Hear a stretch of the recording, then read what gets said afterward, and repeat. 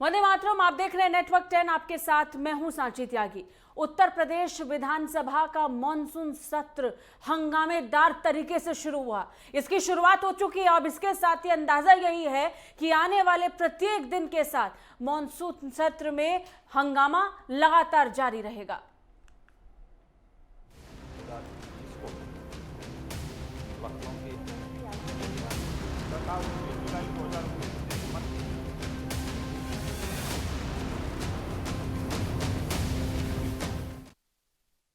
उत्तर प्रदेश विधानसभा का मॉनसून सत्र आज उसका दूसरा दिन है। मॉनसून सत्र 24 अगस्त तक चलेगा। वहीं उत्तर प्रदेश सरकार ने विधानसभा में अनुपूरक बजट पेश किया है। बता दें कि विधानसभा सत्र को सुचारू रूप से चलाने के लिए पहले सर्वदलीय बैठक हुई थी, तो वहीं दूसरी तरफ विपक्षी दलों ने तमाम मुद्दों पर सरकार को घेरा है। आपको बता दें कि सत्र का पहला दिन भी हंगामेदार रहा था। इस बीच योगी सरकार उत्तर प्रदेश नगरीय परिसर किराएदारी विनियम अध्यादेश 2021 लेकर के आया। उत्तर प्रदेश निजी विश्वविद्यालय संशोधन अध्यादेश, उत्तर प्रदेश राज्य विश्वविद्यालय संशोधन अध्यादेश और उत्तर प्रदेश निरसन विधेयक पेश कर सकती है। वही सदन में आज वित्त मंत्री सुरेश खन्ना ने 2020-21 का पहला अनुपूरक बजट पेश किया है। इस बीच आपको ये बता दें कि कोरोना की दूसरी लहर के बाद पहली बार विधानसभा का यह सत्र शुरू हुआ है। ऐसे में कोरोना काल में लोगों को हो रही मुश्किलों को लेकर विपक्ष ने सरकार को सदन में घेरने की तैयारी कर रखी है। इसके अलावा जिस तरह से महिलाओं के साथ अपराध बढ़े हैं, उससे भी सदन में इस बार मुद्दा बनने का और भी ज्यादा मजबूत कोशिश जो है वो विपक्ष की तरफ से जारी रहेगी। साथ ही किसान की समस्याओं को लेकर और बेरोजगारी के मुद्दे पर भी सरकार को घेरने की तैयारी विपक्ष की रहेगी। इस बीच आज चर्चा की शुरुआत करेंगे और जिक्र इस बात को लेकर के करेंगे कि उत्तर प्रदेश के मॉनसून सत्र से क्या क्या उम्मीद आम जनता को रखनी चाहिए। इसके अलावा इस बात को लेकर के भी चर्चा करेंगे कि जिस तरीके से केंद्र में जब हम सदन की तरफ देखते हैं, जब हम देश की संसद की तरफ देखते हैं, तो स्पष्ट तौर पर यह देखने को मिल जाता है कि किस तरीके से जोरदार हंगामा लगातार हुआ। क्या उसकी एक झलक उत्तर प्रदेश में कल की तारीख से देखने को मिल गई है और क्या दूसरे दिन भी हंगामेदार सत्र की शुरुआत अब जब हो ही गई है तो उसके बाद विपक्ष और क्या कुछ करेगा। इसी के साथ चर्चा की शुरुआत करेंगे। आज हमारे साथ मेहमान जुड़ चुके हैं, उनका इंट्रोडक्शन करा देते हैं। हमारे साथ संजीव कौशिक जी जुड़े हैं, राजनीतिक विश्लेषक हैं। साथ ही राहुल लाल जी हमारे साथ वरिष्ठ पत्रकार जुड़े हैं। बहुत बहुत शुक्रिया आपका हमारे साथ जुड़ने के लिए। संजीव जी, सबसे पहले आपके पास आएंगे। हमने ये देखा कि किस तरीके से मॉनसून सत्र दिल्ली में चला, संसद में जिस तरीके से लगातार कार्रवाई हुई उसने सबको अतो उत्साह उसका तोड़ दिया था और लगातार उम्मीद ये थी कि क्या अब राज्य भी इस तरीके से करने वाली हैं, तो उसकी एक झलक भी कल सबने देखी। विपक्ष लगातार हंगामा करता नजर आ रहा है और आज भी उसकी शुरुआत ऐसे ही हुई। देखिए, दिल्ली में जो हम लोगों ने देखा इससे पहले सदन के सत्र में कमोबेश उसकी पुनरावृत्ति उत्तर प्रदेश विधानसभा सत्र में भी दिखाई दे रहा है। हालांकि सरकार की तरफ से ये पूरी कोशिश थी कि ये सत्र हंगामेदार ना हो और उसमें काम की जो बातें हों उस पर बात हो, लेकिन विपक्ष मन बना के बैठा हुआ है कि तमाम मुद्दों पर जो पहले से उनके जहन में है वो सरकार को घेरने का प्रयास कर रहे हैं। चाहे महंगाई मुद्दा हो या फिर कोरोना काल के बाद दूसरी लहर के बाद में ये पहली बार शुरू हो रहा है। जाहिर सी बात है कि इसके बीच में जो नाकामियां रही सरकार की, चाहे वो दवा से संबंधित हो, ऑक्सीजन से संबंधित हो, या जिस तरह से लोगों की असमय मौत हुई है, बड़े मात्रा में लोगों की मौत हुई है और देखने को मिला है जिस तरह से गंगा में तैरते हुए लाशों को पूरे उत्तर प्रदेश ने देखा है। तो इस तरह की तमाम, चाहे कानून की बिगड़ती हुई व्यवस्था हो, महिलाओं के मामले में जिस तरह से गैर जिम्मेदाराना सरकार की तरफ से रवैया रहा है, खास करके दलित महिलाओं के बारे में हमने देखा कि किस तरह से लड़की को आधी रात में केरोसिन तेल डाल करके दाह संस्कार भी नहीं उसे फूंक देना कहा जाएगा। और सरकार की तरफ से जो बयान है, निश्चित तौर पे ये दलित महिलाओं की भी बात कर ले, कानून व्यवस्था की भी बात कर ले, महंगाई की बात कर ले, बेरोजगारी की बात कर ले, वो तमाम मुद्दों पर विपक्ष सरकार को घेरने का प्रयास करेगी और वो सारे रास्ते खुले हुए दिखाई दे रहे हैं और सरकार की पेशानी पे इसके प्रतिक्रिया में बल भी पड़ते हुए दिखाई दे रहे हैं। लेकिन सरकार भी चाहती है, बहुत सारे ऐसे योजना है, प्रोजेक्ट हैं जो अटके हुए हैं। कोशिश रहेगी सरकार की तरफ से कि उन योजनाओं को पूरा करने के लिए जो उनका इस अनुपूरक बजट में जो उनकी योजनाएं हैं वो पूरी हो और उसके लिए जो पैसे अलॉट किए जाने हो वो किए जाए। आज जैसे कि हमने देखा कि 7,000 करोड़ के आसपास में वित्त मंत्री ने अलॉट किया, जिसमें से 3,000 से ज्यादा के आसपास में वो खास करके रोजगार के ऊपर खर्च करने वाले हैं। तो इस तरह से चाहे जेवर एयरपोर्ट की बात कर ले, आधे अधूरे जो काम पड़े हैं उसको भी सरकार चाहेगी कि उसे भी आगे बढ़ाने का प्रयास करेगी। जे एयरपोर्ट की बात कर ले या फिर अन्य कई फिल्म सिटी निर्माण करने की बात कर ले, तो वो सब तमाम तरह की कामों को वो अंजाम तक पहुँचाने का सरकार प्रयास करेगी और सरकार भी चाहती है कि लोगों को ये लगे कि हमने जिन चीज़ों का शिलान्यास किया था या शुरुआत की थी, उसे हम मंजिल पर ना सही लेकिन उसपे हाथ लगा कर के हम काम करते हुए दिखाई दे रहे हैं, चूँकि आगामी वर्ष में जिस तरह से विधानसभा का चुनाव है। अच्छा, सबसे बड़ी बात यह है कि जब हम विधानसभाओं को देखते हैं, संसद को देखते हैं, इन्हें एक तरीके से लोकतंत्र का मंदिर ही कहा जाना चाहिए। यहाँ पर चर्चा होती है विभिन्न मुद्दों को लेकर, राज्य से जुड़े हुए, देश से जुड़े हुए, लेकिन कहीं ऐसा ना हो कि जिसके लिए इनको बनाया गया है, जिनके लिए कार्रवाई के लिए जिसका इस्तेमाल होता है, उनकी छवि धूमिल ना हो जाए। हमने देखा कि संसद में किस तरीके से मात्र कुछ घंटे काम हुआ, अगर टोटल आंकड़ा निकाल कर देखते हैं तो अब ये तस्वीर अगर हमें विधानसभाओं से भी देखने को मिलेगी तो इसको कैसे देखा जाए, ये भी एक गंभीर विषय होना चाहिए। संजीव कौशिक जी, देखिए सदन की कार्यवाही जब भी चाहे विधानसभा हो या फिर लोकसभा हो, ये कार्यवाही चलती है तो जनता के दिए हुए टैक्स पैसों से ही चलती है। हमें पता है कि जिस तरह से हमने देखा लोकसभा में तकरीबन 22% काम और राज्यसभा में 28% काम पूरे हो पाए। इस हंगामे की वजह से यह भी सही है कि सरकारों का अपना उद्देश्य बनता है या सरकारों की अपनी जिम्मेवारी बनती है कि वो किस तरह से सदन को सुचारू रूप से चलाए।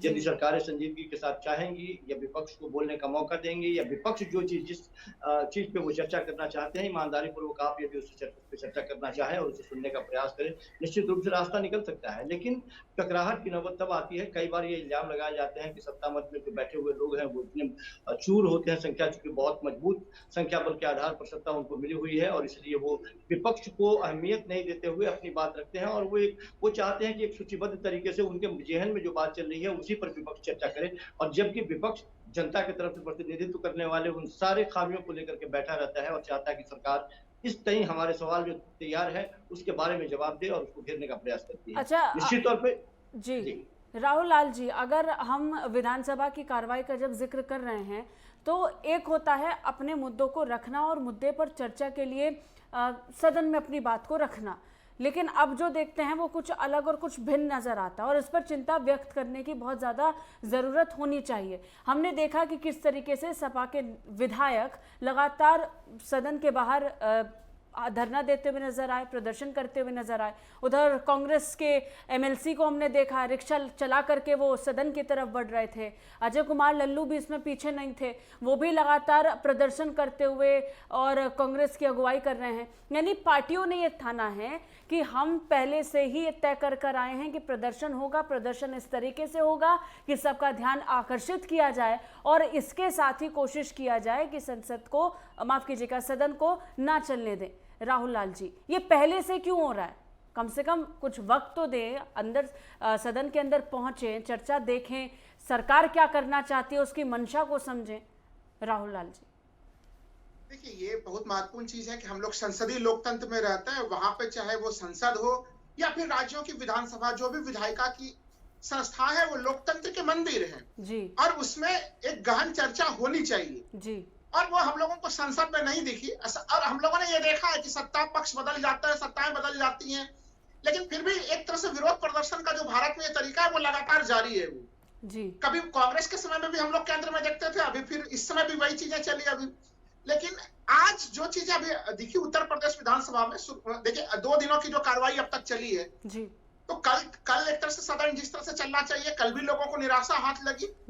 आज भी जब सदन चली तो शुरुआत में 40 मिनट के लिए स्थगित हुआ जी, लेकिन इस समय अच्छी चीजें देख रहा हूं उत्तर प्रदेश का सदन में जो अभी कार्रवाई चल रही है, अभी महंगाई के ऊपर काफी शानदार सी बहस जो है उत्तर प्रदेश के विधानसभा में चल रही है। अनुपूरक बजट को पारित करने के बाद विपक्ष ने उस मुद्दे को उठाया और उस प्रस्ताव को जो है कि विधानसभा अध्यक्ष हृदय नारायण दीक्षित जी ने उसको काफी अच्छे से स्वीकार भी किया। तो देखिए ये होता है तरीका। तो हमें लग रहा था, क्योंकि देखिए एक और समस्या आ रही है कि आप जो हमारे जो विधानसभा के या संसद में भी देखते हैं उसकी जो सत्र की अवधि होती है वो काफी छोटी होती जा रही है जी। जैसे यही अवधि है ये भी कुछ दिनों के लिए, ये 1 सप्ताह से भी कम की अवधि है इसमें।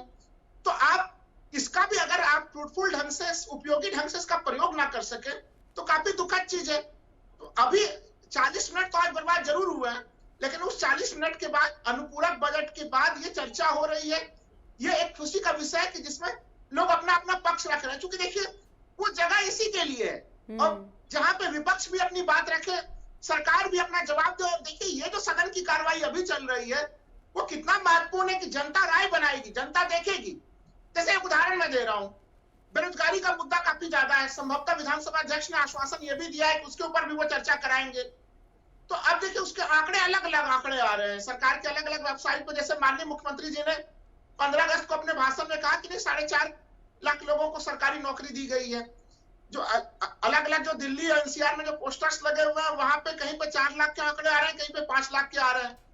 उत्तर प्रदेश के सेक्रेटरीज के आंकड़े 6 से 6.5 लाख तक के आ रहे हैं जी। तो जब आप सदन में चर्चा करते हैं तो आपके पास एक सही आंकड़ा भी होता है, क्योंकि वहां पे सरकार एक निश्चित आंकड़ा रखती है।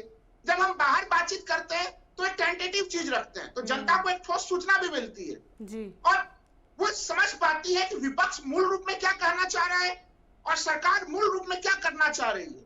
तो वो दूध का दूध और पानी का पानी होता है। लेकिन जब आप इस कार्रवाई को नहीं चलने देते तो फिर स्पष्ट है तो उसमें सरकार भी बच जाती है। अगर आप सरकार के नाकामी को लाना चाहते हैं तो वो भी नहीं आ पाता, और विपक्ष जो अपने मुद्दे उठाना चाहता है वो भी नहीं उठ पाता है। ये बहुत महत्वपूर्ण बात आपने कही कि अगर चर्चा को नहीं चलने देंगे तो उसके बाद आपकी जो मंशा है सरकार पर सवाल खड़े करने की, वो भी पूरी नहीं हो पाती है, वो भी कहीं ना कहीं कम पड़ जाती है। संजीव कौशिक जी, अगर हम मानसून सत्र का जिक्र करें तो अनुपूरक बजट पेश किया जा चुका है। इसके बाद आम जनता को बहुत सी उम्मीद है। सबसे बड़ी बात यह है कि पिछले समय में कोरोना की वजह से लोगों को परेशानी हुई, महंगाई का मुद्दा लगातार छाया रहा और इसके बाद लोगों को उसकी वजह से भी परेशानियों का सामना करना पड़ा। अब इस अनुपूरक से आम जनता क्या उम्मीद रखे, और इसके साथ ही इस अनुपूरक बजट के जरिए से आगे की राह उत्तर प्रदेश के लिए, खासतौर पर अब ये जो कुछ थोड़ा सा वक्त रह गया है, अगले साल चुनाव हैं, तो इसमें क्या आम जनता को उम्मीद रखनी चाहिए और उसके बाद सरकार भी अपनी छवि को कैसे और बेहतर कर सकते हैं इस बजट के जरिए से? क्या वो नजर आ रहा है इस बजट में? देखिए, इस बजट के बारे में राहुल लाल जी ने बहुत अच्छी बात ये कही कि बजट सुचारू रूप से चले ताकि जनता को ये जानने का मौका मिले कि सरकार की नीतियां क्या है, सरकार क्या करना चाहती है, और साथ साथ लोगों को यह भी पता चले कि सरकार किन किन जगहों पे फिर जोर रही है जो विपक्ष ध्यान उसके तरफ आकर्षित करे। तो निश्चित रूप पे ये यदि सुचारू रूप से बजट चले तब ये संभव हो पाता है। सच बात यह है कि सरकार जब जिस तरह से आखिरी दौर में अभी है, सरकार चाहेगी कि जो जितने भी सारे उन लोगों ने वादे किए हैं या जितने भी चाहे वो शिलान्यास किए हैं या जिन चीजों के आधार के बारे में उन्होंने सोचा है और लोगों को बताया है, उनकी कोशिश ये होगी, मैंने कहा कि वो चाहते हैं कि वो दिखे अभी कम से कम, भले वो पूर्ण रूप से वो कार्य अपने जगह पे नहीं पहुंच पाए या उसको संपूर्ण ना हो पाए, लेकिन वो चाहते हैं कि कम से कम जनता को दिखे कि नहीं, हमने जिन चीजों के बारे में वादे किए थे वो काम करते हुए दिखाई दे रहे हैं। चाहे शिक्षा के क्षेत्र की बात हो, चाहे स्वास्थ्य के क्षेत्र की बात हो, या प्रशासनिक स्तर पर पिछले महीनों में हमने देखा है कि किस तरह से जब कभी भी आवाज उठी है, सरकार में ही बैठे हुए 200 से ज्यादा विधायकों ने एक तरह से बिगुल फूंक दिया था। उनकी बातों में जब ये बात सामने आई कि अपने ही क्षेत्र के डीएम एसपी उनकी बात नहीं मानते हैं, तो उसमें त्वरित उन्होंने तबादले जिस तरह से किए, तो जाहिर सी बात है कि जनता के बीच में वो मैसेज देना चाहते हैं कि कमियां यदि कुछ रही है तो उसको हम दुरुस्त करने का प्रयास कर रहे हैं।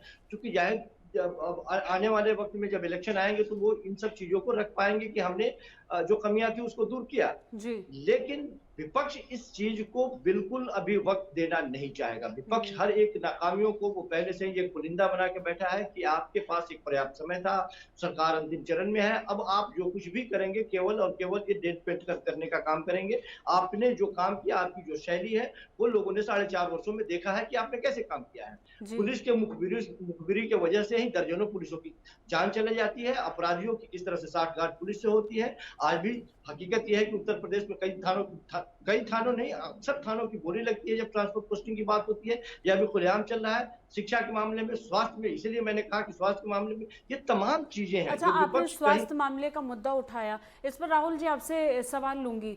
सबसे बड़ी बात यह है कि कोरोना काल आया और उसको लेकर एक तरफ पूरे विश्व में उत्तर प्रदेश की वाहवाही हो रही है, WHO ने तारीफ की, इसको हर जगह भारतीय जनता पार्टी प्रमुखता से रखती है और पूरे देश में भी बाकी राज्य भी यूपी मॉडल को एक्सेप्ट कर रही हैं, ये भी जमकर कहा गया।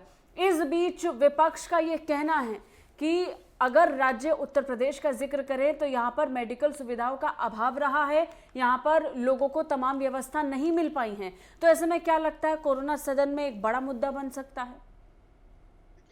कोरोना एक बहुत बड़ी भीषण त्रासदी थी और कोरोना एक बड़ा मुद्दा बिल्कुल बन सकता है, क्योंकि देखिए सरकार ने अपने तरफ से जो भी प्रयास किए वो प्रयास किए, लेकिन उसके बावजूद भी हम लोगों ने देखा कि संगम पे क्या दृश्य देखे या दूसरे अन्य स्थानों पे क्या दृश्य दिखे। तो चूंकि उस आपदा के हिसाब से जो एकदम उस जो स्थिति थी, जो इंफ्रास्ट्रक्चर था, वो कई बार जो है कि वो बिल्कुल कम होता हुआ भी दिखा।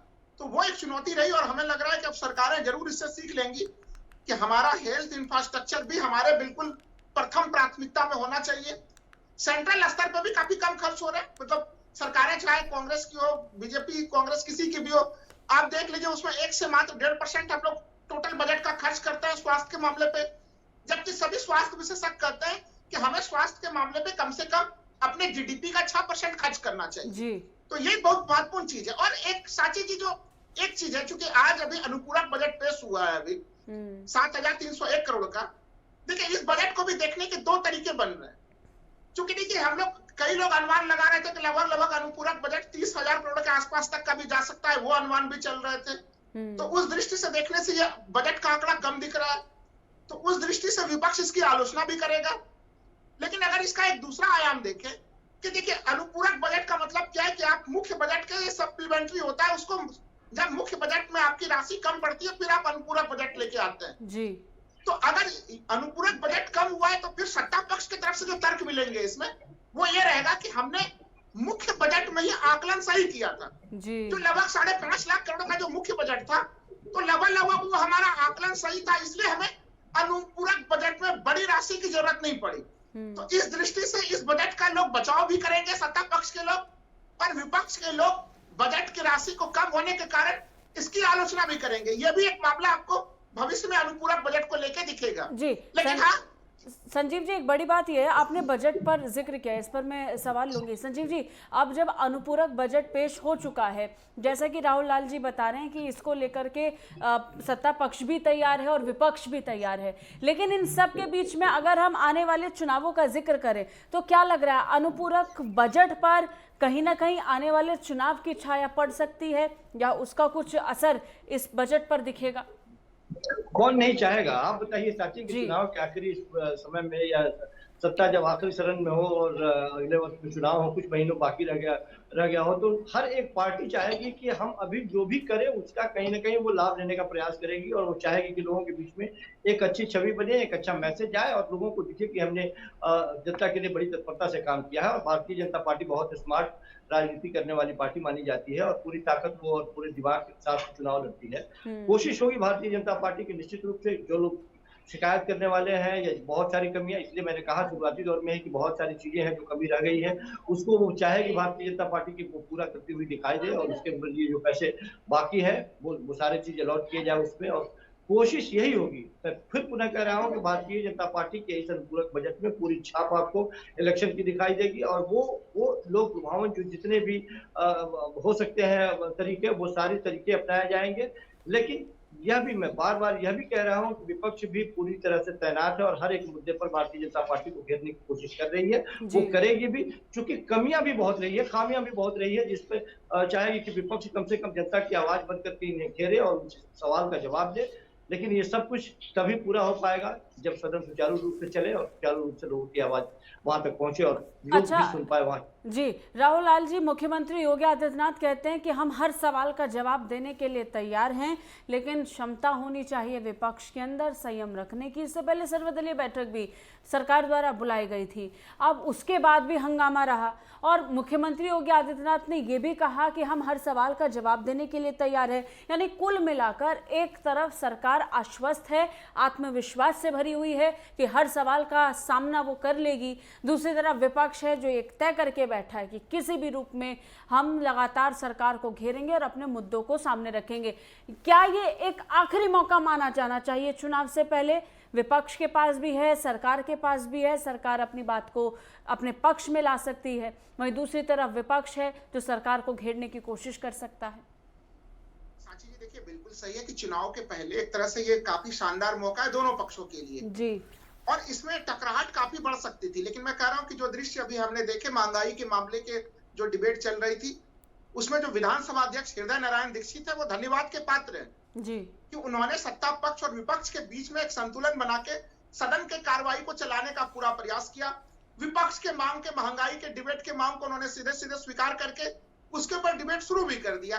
तो एक तरह से जो योगी जी कह रहे थे कि हम हर सवाल का जवाब हम देंगे और विपक्ष भी तैयार है कि हर सवाल हम पूछेंगे, और इस टकराहट के बीच में एक तरह से हृदय नारायण दीक्षित जी का जो है वो शानदार एक प्रयास हम सदन में देख रहे हैं। तो नहीं तो ये चल नहीं पाता। जो हम लोग अभी सदन को कुछ चलता हुआ देख रहे हैं, वो सदन हम लोगों को चलता हुआ नहीं दिखता।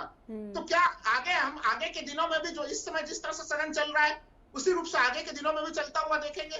काफी मुश्किल है, क्योंकि ये दोनों तरफ से जब भी हम लोग चुनाव के पहले जाते हैं तो पार्टियों में प्रतिस्पर्धा और टकराहट में काफी वृद्धि हो जाती है। तो सदन प्राय चल नहीं पाता, लेकिन अगर ये चलेगा तो ये माननीय विधानसभा अध्यक्ष हृदय नारायण दीक्षित की कार्य कुशलता को जो है इसमें हमें श्रेय देना पड़ेगा। अच्छा, एक आखिरी कमेंट संजीव कौशिक जी आपकी तरफ से, उम्मीद क्या कर रहे हैं इस सत्र से? कहीं ऐसा ना हो कि जिस तरीके से केंद्र में संसद चली वैसे ही उत्तर प्रदेश की विधानसभा भी चलती नजर आए। नहीं, हमें उम्मीद है कि भले ये रात शुरू तो हुआ है, लेकिन ये रात ज्यादा दिनों तक नहीं चलेगा, क्योंकि बहुत छोटी अवधि के लिए ये सदन का सत्र शुरू हुआ है यहाँ पे। हमें लगता है कि निश्चित तौर पे दोनों पक्ष बीच का रास्ता निकलेगा, और ये जो हृदय नारायण दीक्षित जी के बारे में अभी राहुल जी ने कहा, वो एक समझदार और सुलझे हुए हैं। निश्चित तौर पे वो बीच का रास्ता निकालेंगे और उनकी पूरी कोशिश होगी, और यदि वो कोशिश करते हैं तो सफलता भी कम मिलेगी, क्योंकि लोग भी चाह रहे हैं, हम भी चाह रहे हैं कि चर्चा हो, एक सार्थक चर्चा हो, तभी उससे चर्चा से कुछ निकले। लेकिन राजनीति तो हावी रहेगी पूरे चर्चा में। अच्छा, इसके साथ ही राहुल जी एक लास्ट कमेंट आपसे भी लेंगे, उम्मीद क्या कर रहे हैं इस बार के सत्र से?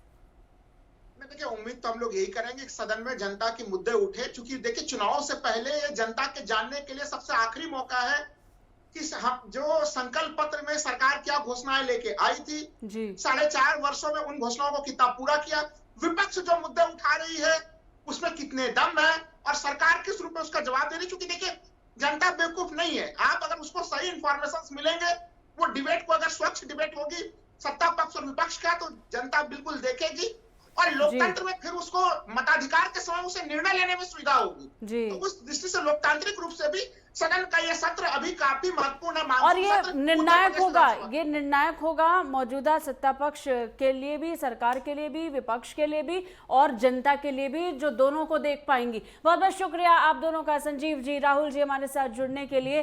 तो देखना दिलचस्प होगा कि ये पारा जो अभी सदन में छाया हुआ है या फिर बढ़ता हुआ नजर आ रहा है, ये कितना बढ़ेगा, क्योंकि शुरुआत तो हंगामेदार रही। पहले दिन जमकर हंगामा हुआ, और दूसरे दिन जब अनुपूरक बजट पेश हुआ उस समय भी विपक्ष ने जमकर हंगामा काटा, ना सिर्फ सदन के भीतर लेकिन सदन के बाहर भी लगातार विरोध प्रदर्शन के बीच में सदन को चलाया जा रहा है। दिलचस्प बात यह होगी, और देखना यह भी दिलचस्प रहेगा कि आने वाले दिनों में किस तरह की तस्वीर सदन से देखने को मिलेगी, वो भी तब जब 2022 के लिए चुनाव की तैयारी सभी पार्टियां कर रही हैं। खैर, इसी के साथ बस इतना ही। देश और दुनिया की तमाम खबरों के लिए देखते रहिए नेटवर्क 10। जय हिंद।